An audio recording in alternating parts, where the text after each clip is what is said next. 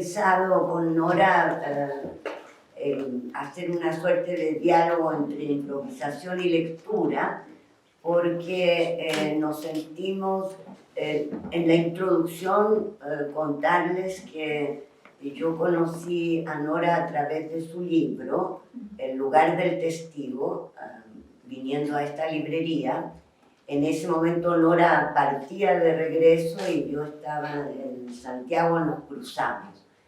Este libro, ensayo, me llegaba en un momento en que yo buscaba la forma, ¿no? Es decir, que lo que entramos en diálogo con Nora y su segunda novela sobre el exilio me llegaba de lleno en un momento en que yo estaba planteándome la cuestión de la forma, no solo de nosotros, testigos, y habiendo atravesado y sobrevivido al horror, pero qué forma debía o podíamos entregar en esa búsqueda de transmitir.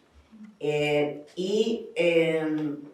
ese inicio de diálogo, para que abramos la reflexión sobre la escritura, que para mí en este caso es lo que quiero rescatar, en este complementariedad de esta mesa en que ponemos el acento a donde está la batalla, donde está el estudio, donde está la fuerza que Silvia, estamos de acuerdo.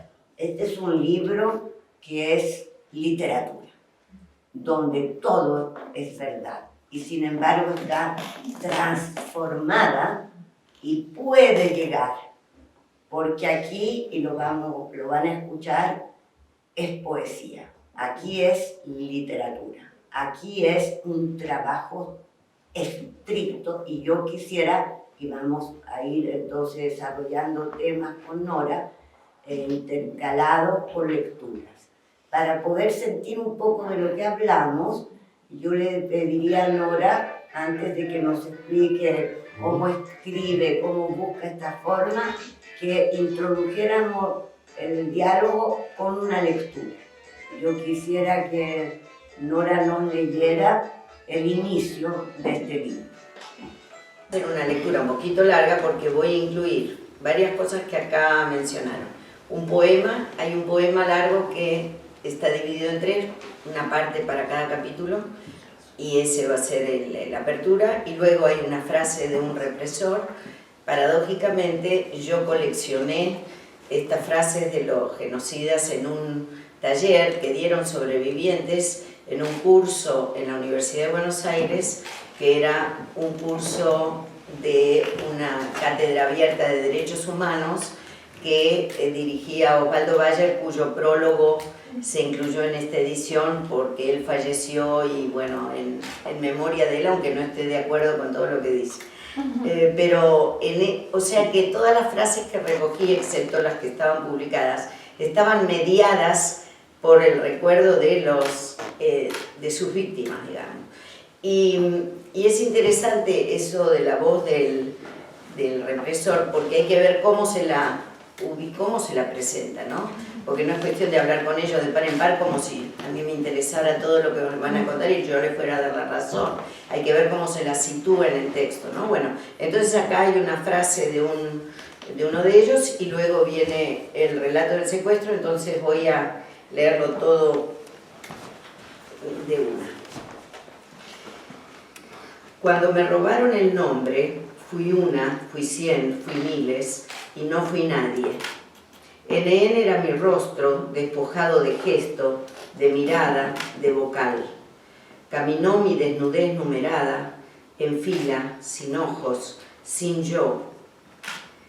Desangrado mi alfabeto por cadenas guturales, por gemidos, ciudadanos de un país sin iniciales. Párpado y tabique mi horizonte, todo silencio y eco, todo reja, todo noche, todo pared sin espejo donde copiar una arruga, una mueca, un quizá, todo punto y aparte. No vamos a tolerar que la muerte ande suelta en la Argentina. Almirante Emilio Macera, 1976. Una magia perversa hace girar la llave de casa. Entran las pisadas. 3 pares de pies practican su dislocado zapateo sobre el suelo, la ropa, los libros, un brazo, una cadera, un tobillo, una mano, mi cuerpo. Soy el trofeo de hoy. Cabeza vacía, ojos de vidrio. Los cazadores de juguete me pisan, pisa pisuela, color de ciruela. El rito exorciza mis pecados en el templo del Ford Falcon sin chapas, templo verde con antena que acelera por corrientes a contramano, pasando semáforos en rojo sin que nadie parpadee. Lo de siempre, pero no todos los días, o todos los días. Se rompen las leyes de gravedad. No todos los días, una abre la puerta para que un ciclón desmantele 4 habitaciones y destroce el pasado y arranque las manecillas del reloj. No todos los días se quiebran los espejos y se deshilachan los disfraces. No todos los días una trata de escapar. Cuando el reloj se movió, la puerta torció, la ventana trabó y una gime acorralada por minutos que no corren. No todos los días una tropieza y cae, manos atrás, atrapada por una noche que remata su vida cotidiana. Una se marea por la vorágine de retazos, de ayeres y ahoras, aplastados por órdenes y decretos. Una se pierde entre sillas dadas vueltas, cajones vacíos, valijas abiertas, colores cancelados, mapas destrozados, carreteras inacabadas. Una pena siente que los ecos modulan. Te querías escapar, puta. Y que una boca inmensa la devora. De pie, y una se para, sumisa, confundida, tontada, vencida, y grita, ¡me llevan, me llevan!, mientras dedos metálicos se clavan en la carne. 2 de la tarde, impune, la tiran una al ascensor, la arrastran. En la vereda, una patalea contra un destino sin nombre en cualquier fosa colectiva. El espacio se deshace entre los pies. Me empujan. Aterrizo en el piso de un auto. Lluvia de golpes, este por gritar en judío, este por patearnos, y otro más, judía de mierda, vamos a hacer jabón con vos. Soy un juguete para romper, pisa pisuela, color de ciruela.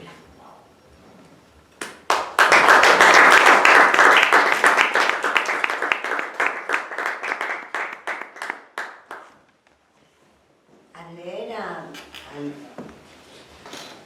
Una sola muerte numerosa, pensé en aquella frase de Hannah Arendt que dice aproximadamente: cuán difícil era contar lo ocurrido, cuán difícil contarlo en términos que no fueran los de la transformación del lenguaje poético. Ella apunta a algo fundamental y escucharemos, creo, luego de estas palabras, cómo Nora llega, ¿no?, a esa necesidad de este lenguaje poético. Creo que Nora va buscando con un rigor que solo la vivencia obliga a buscar, que es encontrar con precisión la palabra que revele, la palabra que penetre, que dibuje, que rasgue la máquina de matar. Eso es rarísimo. Lo hace como si hiciera tajos y los va pegando de una manera de ella, poética, pero que está, repito, con responsabilidad, con rigor, ligada a la experiencia atravesada. Y yo creo que a pesar de la enormidad de lo que este relato nos da a conocer, este texto da testimonio de algo no en lo que dice, sino realmente en cómo lo escribe. Lo que tú apuntabas, Karen, cómo ella lo escribe. Nora da testimonio de lo invisible, se aproxima a aquello que siempre buscamos, que es revelar, ¿no?, esa máquina. Ella se afana, insistente, en cercar aquello, lo invisible. Es una insistencia de la escritura sobre, yo diría también, lo irrespirable. Y resulta que releí este libro en estos días, al mismo tiempo que leía a un joven poeta, Nicolás González, que acaba de editar un poema llamado Testimonial, que fue presentado por Silvana, que ustedes conocen de la librería Alma Negra. El talento de Silvana Neto y de Nicolás González, que tienen 30 años, para escuchar nuestras voces, nuestros dolores, resonaban en mí con el texto de Nora. Allí hay un vínculo secreto entre generaciones que, no habiendo vivido, se confrontan al testimonio, y ese libro termina, ese poemario que tiene una diagramación extraordinaria. Por favor, léalo, hay que traerlo a la librería, pero está en Alma Negra, Testimonial. ¿Dónde están? Es decir, es aquello que Nora intenta, y lo logra, a mi juicio, que es atravesar el horror que dura, que no termina, que no termina. En este libro creo que Nora lo que busca es producir un impacto emocional que pueda transformar al lector. Así que el lector no se quede frente al horror de un testimonio que define lo que sufrimos, lo que ella sufrió en su cuerpo, pero que lo atraviese y que al leer lo transforme. Y mi pregunta a Nora, para que nos cuente, porque es muy importante, pienso, transmitir también a los jóvenes qué es esto de escribir un testimonio, ¿no? ¿Qué es esto? Entonces, Nora, quisiera preguntarte cómo llegaste, cómo fue esa necesidad, o qué te llevó a escribir este libro y en esta forma.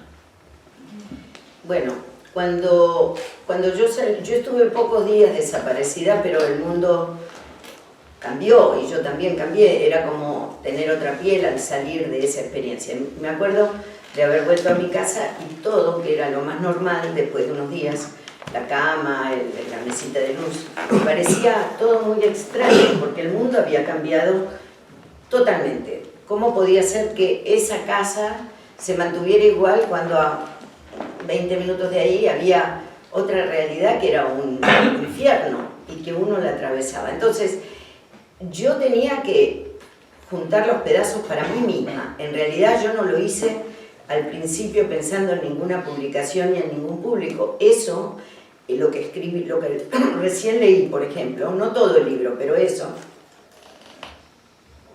yo lo escribí para mí. Yo tenía que poder encontrar las palabras exactas que revelaran mi experiencia íntima de esa experiencia. A mí no me bastaba, porque traté, cuando me fui al exilio, de escribir un testimonio, tal día vinieron a mi casa, hicieron un allanamiento. Pero en la palabra allanamiento entraba todo esto. La palabra allanamiento no me retumbaba, no era suficiente. Entonces, esos textos, esos testimonios, que uno cuando habla de testimonio se imagina eso, son una parte muy mínima, son la información. Pero detrás de la información está todo lo que le pasa a un ser humano. Entonces, lo que a mí me importaba era poder juntar a la Nora que había pasado esa experiencia con la Nora que se había ido, que era otra ya, y que si no juntaba esos pedazos rotos no iba a poder seguir viviendo textualmente. Entonces fue una necesidad, y necesitaba encontrar, algunas palabras parecen absurdas, carreteras inacabadas, pero tenían que ver totalmente con ese momento y con lo que yo sentía. Tenían que decir eso y no otra cosa.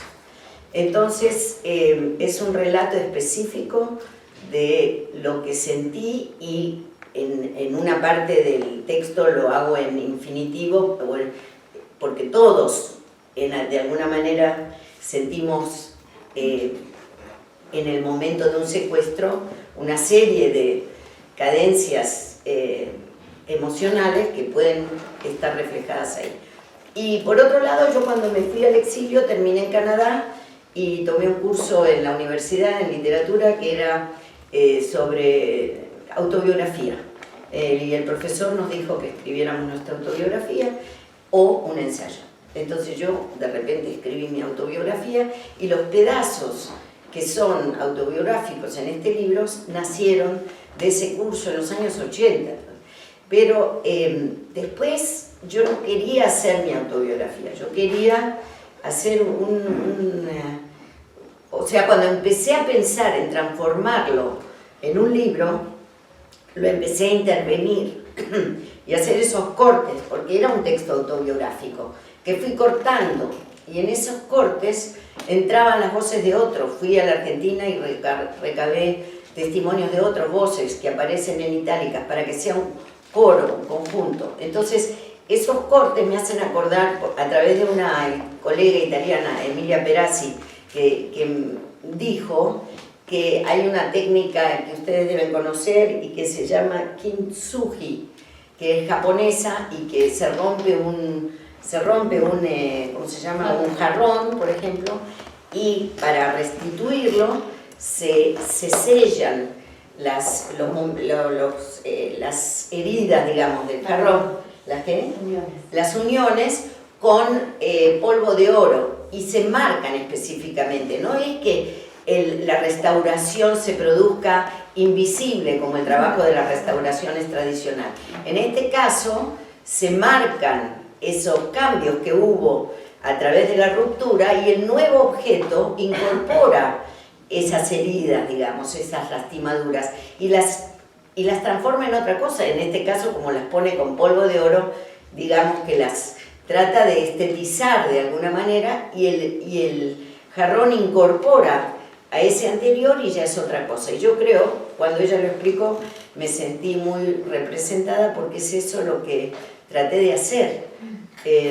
Y bueno, y hay una especie de técnica que inventé, pero que después me enteré que existía, para unir los fragmentos, que se unen de una manera específica con repeticiones, como en el cine también, ¿no? Que hay una imagen y la imagen se repite y se sigue con otra cosa. Pero eso, en todo caso, más o menos, para hacerla corta, digo eso. Ella se saltó una parte de nuestra vida. Sí, pero volvemos atrás. No importa, porque se entiende bien el libro. Hay algunas temáticas que hemos abordado, pero que en este libro para mí hay una, como decían, una justeza, ¿no? En dar de manera muy breve.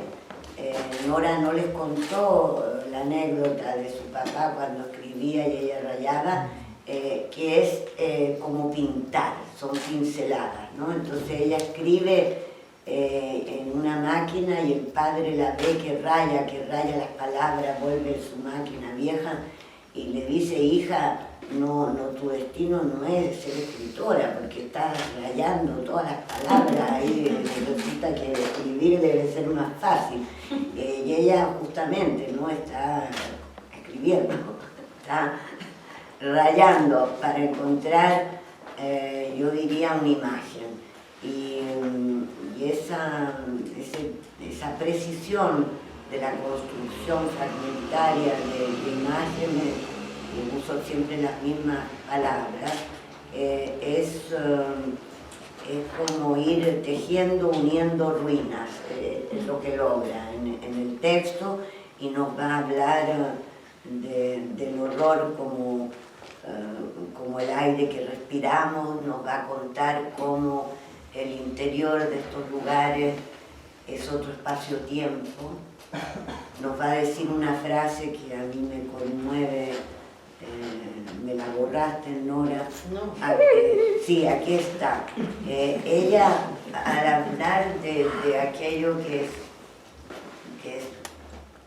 hay que tomar en consideración hoy, que allí dentro de esos espacios de aniquilamiento clandestino, fuera de toda ley, el tiempo se rompe en 1000 pedazos y ya es otro. Y ella escribe, el dolor lo abarca todo, la irrealidad del mundo se instala entre las encías y las muelas. Más allá, nada existe. Esto puede darnos luces sobre tantas cuestiones que nos planteamos cuando hablamos las sobrevivientes, cuando tratamos de hablar de la sobrevida.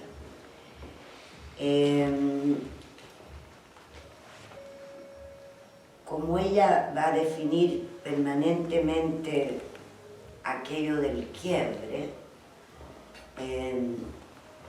hay en este libro algo que puede ayudarnos a propósito del trabajo con la flaca Alejandra, de acercarnos a aquello del quiebre.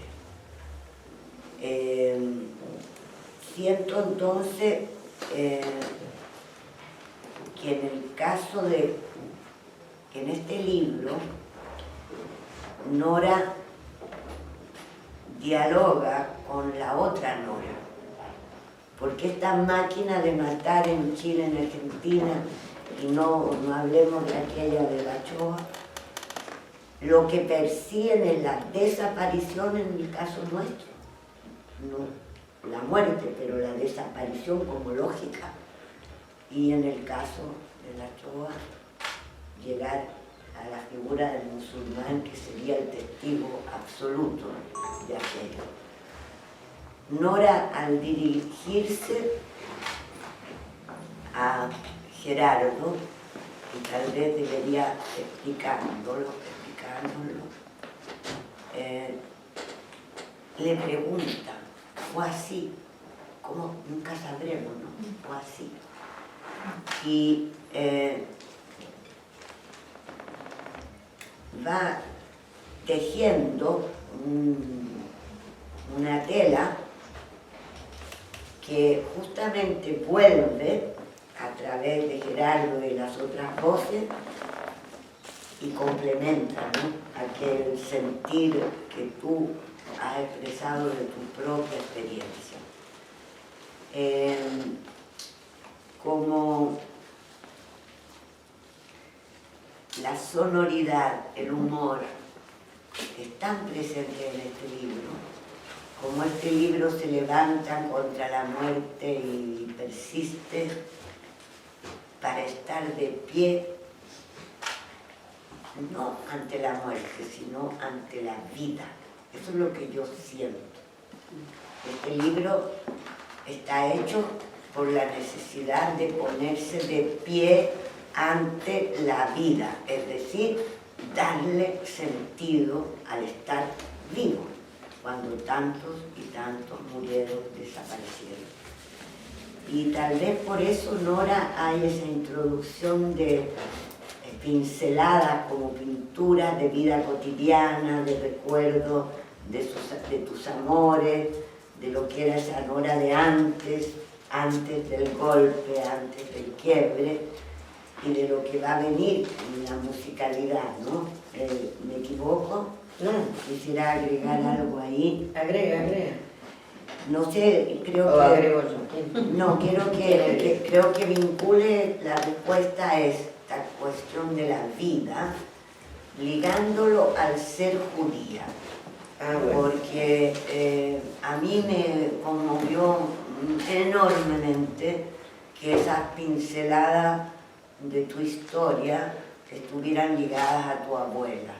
Y allí hay para mí es una literatura que Nora es mujer y Nora escribe así, es mujer. No es que quiera decir que, pero digo mucho con eso, ¿no? Y la figura de la abuela es muy importante, aunque sean como pequeñas pinturas, pequeñas, que no se expande, pero son pinceladas pictóricas, imágenes. Se repite la escena del secuestro prácticamente igual en el libro, y al final le pregunto a mi hermano si fue así. Eso viene a colación, como dijo Carmen, del interrogante: ¿cómo podemos testimoniar si no estuvimos en lo peor? Los musulmanes en la Shoah eran aquellos que estaban degradados y llegaban a lo peor y finalmente morían. Entonces el que puede testimoniar no llega a eso peor. Entonces, ¿cómo podemos decir que estamos testimoniando? No llegamos a testimoniar el verdadero horror. Bueno, se escribe sobre eso y se habla mucho de lo innombrable, que esas experiencias son innombrables. Y yo traté de nombrarlas. O sea, para mí, como dijo Semprún, son invisibles, pero no innombrables, porque la literatura, el arte, siempre se acercan. Cualquier emoción, cualquier experiencia, nunca es la copia carbónica el arte de lo que sucedió. Sin embargo, se puede. Y se puede frente a la vida, porque nosotros tenemos que seguir viviendo justamente con eso. Entonces, tal como decía Carmen, esta escritura es para seguir viviendo, no para quedarse pegado al horror y a la muerte, que es un poco lo que pareciera cuando uno lee el prólogo de Osvaldo Valle. No, este libro fue escrito el inicio hace muchos años por mí, que era una persona joven que necesitaba seguir viviendo, y por eso también está escrito de esa manera, no pensando en el público, sino en la autora misma, como dije antes, que necesitaba seguir viviendo. Y esa autora, que era yo, era nieta de una abuela que había llegado de Polonia y cuya familia fue exterminada en Auschwitz, prácticamente toda. Ella no escapó, vino antes, pero de casualidad, no era por casualidad, porque se escapaban de persecuciones, de discriminaciones. Y si bien eso no es el tema de este libro, porque no es lo mismo la Shoah que nuestras dictaduras, y queda claro con todos los documentos que circulan y las voces que se trataba de un politicidio, digamos, también es cierto que en la Argentina había una marca muy potente de antisemitismo, y que en los centros clandestinos se escuchaban músicas nazis, en fin, en Colonia Dignidad también se vivió algo así. Y entonces venía esa historia de persecuciones a culminar en una... Es la sensación de que se vuelve la misma historia, pero con otra máscara, con otro envase, pero es la misma historia. Y hoy por hoy sentimos lo mismo. Después de años de lucha por los derechos humanos y después de los juicios que llevan años en Argentina y después de las madres y las abuelas, tenemos un candidato que cuestiona la cantidad de desaparecidos y cuya vicepresidenta está ligada a la defensa de los genocidas en los juicios. Entonces, la historia se vuelve a repetir con distintas fachadas, y la respuesta literaria también opera volviendo sobre los temas de distintas perspectivas. Y una de las perspectivas es esa, la de la abuela judía en el libro, la de los cánticos. Les voy para romper lo formal de una presentación, hay un cántico que yo, uno de los tantos que pongo en el libro, que hoy no se podría decir, porque hoy con el feminismo esta expresión que se usa no se podría decir, pero yo la puse en el libro porque era divertida. En un bosque de la China un milico se perdió, porque no se pierden todos, la puta que lo parió. El libro está lleno de esas cosas y el que las conoce se pone el libro en la oreja y las escucha. O sea, para alguien que tenga esa cultura puede escuchar las marchas, los cánticos. O sea, que para que vean que no es todo sobre la muerte, también es para lo que viene después. La cocina. La cocina, mi abuela haciendo fideos, el amor, como dijo ella, de la juventud. O sea, está permeado de la cultura, de la vida, de la alegría también de esos años, porque también había una gran alegría en todo eso. Entonces es un cuadro de época también. Eso. Sí, también. De mujeres. De mujeres. Sí. Bueno, parece... Para ir terminando, si apuntamos a la vida es porque este libro es, yo creo, si no me equivoco, Nora, la transmutación de la vivencia que mata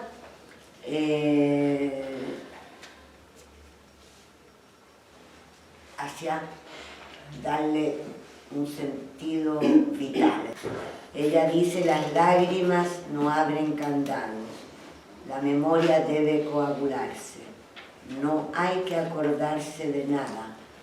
Guardo las imágenes en un bolsillo de la memoria para poder atravesar aquello que... Entonces, es por eso que en la escritura Nora va a volver siempre, porque hubo que olvidar para resistir. Hay momentos bellos de esa resistencia con otras, con otros. Y creo que el libro nos permite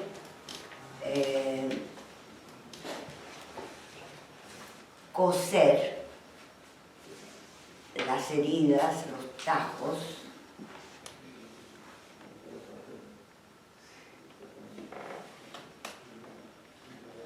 hasta crear tu imagen es muy bella, ¿no? de la reparación. Y ella ha puesto en la tapa una pintura de ella, es su rostro. Está hecho de pedazos, ¿no? Es múltiples, de vivencias múltiples. Entonces, Nora, creo que la última cuestión que nos queda antes que cierres con el último poema es, tú lograste hablar de la víctima, pero no desde la víctima. Y esta cuestión creo que es fundamental siempre recordarla. Es complicada en la lucha, ¿no?, contra el crimen y el horror. Pero hay un acto vital en la escritura y hay un acto vital en los colectivos que se reúnen, hay un acto vital en la lucha que continúa y aquellos colectivos y aquellas luchas donde está Karen, Claudia, bueno, donde está Erika Chanfló, Viviana Uribe, todos aquellos que han perdurado desde la dictadura para encontrar la información, exigir justicia, verdad, reparación. Nora, ¿cómo fue aquel paso? ¿En qué momento aquello de una mirada vital te pareció como sobreviviente necesaria? Yo diría que es político. ¿Tú dirías que es un acto político este libro? Sí, claro. Bueno, nosotros en Argentina evitamos la palabra víctima. Fuimos víctimas en el momento. Cuando te agarran y te torturan no se puede aplicar otra palabra que esa. Pero luego viene el relato. Ya en cuanto uno es testigo y ya cuando relata frente a otro lo que le pasó, ya deja de ser víctima, porque está transformando eso en algo que comparte en su propia versión. Yo decía que todo lo que no me dejaron decir cuando me torturaban, lo pude decir después en voz alta y frente a otros. Quiere decir que no me vencieron, porque yo pude contar mi historia. No hay adentro, pero sí afuera. Entonces, la palabra víctima se va esfumando, damnificados, testigos, sobrevivientes. Y como yo le cambié todo el guión a Carmen que teníamos, porque fui hablando de otras cosas. Está bien, está bien. Pero eso lo sentí desde el vamos, que era necesario buscar a los otros, seguir enseguida dando testimonio. O sea, en mi vida eso siempre, desde que salí, sentí la necesidad de transformar eso en algo vital, porque al fin y al cabo en la historia queda mucha gente atrás en guerras, en luchas, en desapariciones, y los que quedamos tenemos la responsabilidad de hacer de eso otra cosa, si no, vamos mal. Entonces, eso lo hice desde el principio. Sí. Y por eso digo que es un libro, como decíamos, vital, y ahora te voy a robar palabras a ti, ya que cambié el orden de las cosas. Sí, por favor. Entonces, Carmen decía que este libro deja al lector con energías. Sí. Y la energía se vuelca en el aquí y ahora. Esta actividad que mencionaste, y después habías dicho, y yo tomé nota, que en este libro encuentro que la historia se imprime como huella, como memoria, como actitud, puesto que la historia se sufre, pero se experimenta con orgullo, aunque sea un orgullo absurdo, y que también es invencible. Es una especie de orgullo en el sentido de nos ponemos de pie, estamos ahí contando, y las marchas de las madres, las marchas de los derechos humanos, no son marchas de duelo. Hubo un periodista, Weinfeld, que ahora murió en Argentina, que decía, celebramos la memoria, celebramos que no nos olvidamos, y lo celebramos, no es una cuestión de que estemos ahí haciendo un duelo por 50 años, ¿no?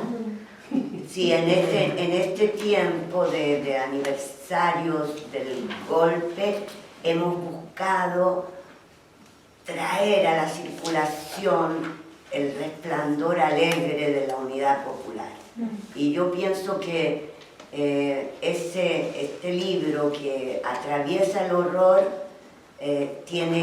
apunta a través de esa mirada vital, apunta a aquello que es fundamental frente al negacionismo, a la amnesia obligada, a la ignorancia, al no trabajo en la educación, etcétera, todo lo que se hace por contar esta historia. Y yo he dicho con mucha fuerza, la historia se sufre con orgullo, las derrotas. Puede parecer absurdo, pero ese sufrir con orgullo es invencible. No nos pueden vencer. Entonces hay que atravesar todas estas cosas y seguimos poniendo, como dice Karen, haciendo lo que podamos en el camino de la exigencia de la exigencia de una sociedad capaz de salir de la maldición, porque no tener conciencia de aquello es no poder crear un futuro consciente. Ya no solamente hablamos de que sin memoria no hay tiempo presente ni futuro, sino que ¿qué es futuro? Entonces volver en este momento al resplandor alegre de la resistencia en los peores momentos y volver al resplandor alegre de una sociedad entera en estado amoroso, como digo yo, o fiesta, como dice Carmen, refiriéndose a aquel tiempo de la unidad popular conducido por Salvador Allende. Creo que por ahí va la búsqueda de nuestra exigencia de transmisión y de exigir al Estado chileno que nos den las posibilidades de que estos relatos, estos libros lleguen y circulen, sean estudiados, porque Nora es argentina, nosotros somos chilenos, pero la experiencia es universal, se recoge todo aquello, ¿no? Yo quisiera, Nora, que para terminar terminaras con tu poema. Mi nombre enredadera se enredó entre sílabas de muerte. Desaparecido. Ido. Nombre nunca más. Mi nombre. Enajenada de sujeto no supe conjugarme. No supe recorrer el abecedario de mis lágrimas. Fui ojos revolviendo ayeres. Fui manos atrapando jirones. Fui pies resbalando por renglones eléctricos. No supe pronunciarme. Fui piel entre discursos sin salida, sin vestigios, de dónde, ni por qué, ni cuándo, ni hasta cuándo. No podrás jamás decirlo, jamás decirte, pensé. Pero escribirás. Escribiré, sí, miles de Gs, de eres, de eses, garabatos vicarios, hijos de mi boca, remolinos de deseos que fueron nombres. Escribiré látigos negros para domar ciertas salvajes mayúsculas, ahogándome la sangre. Resistiré, resistirás, con nombre y apellido, el descarado lenguaje del olvido. Muy bien.